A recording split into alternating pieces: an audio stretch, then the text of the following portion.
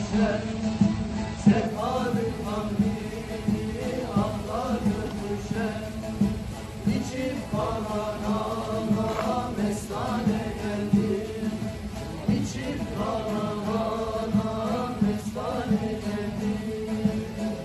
Umudun içi imama çıkar, imama çıkar. Mürşidim muhabbet dost dost Ahmet'im muhtar.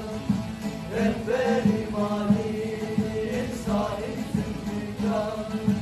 Kulun kuşağı yar divana geldi. Kulun kuşağı yar divana geldi. Şahmerdan nuru yetti, hüküre oldu suvari. Mazlumun carına yetti, Halim saldı zülfikari.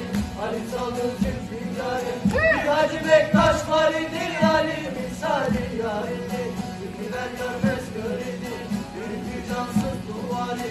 Yürütü cansız duvari. Bu indi kaynadı taştı, gel beni gel Tanrı dostu. Bu indi sözsüzün kastı, halktan ayrı görme yani. Halktan ayrı görme yani.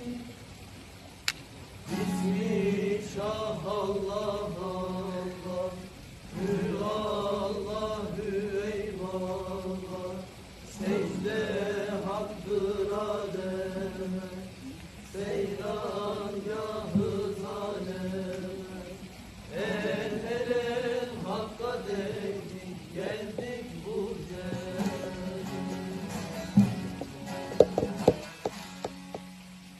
Bismillah Allah Allah. Allah Allah. Üçlerin, beşlerin, yedilerin, 12 imamların, 14 masum fatların, 17 kemervestlerin, 40'ların ve gayberenlerin hayır himmetleri üzerimizde hazır ve nazır olan. Allah.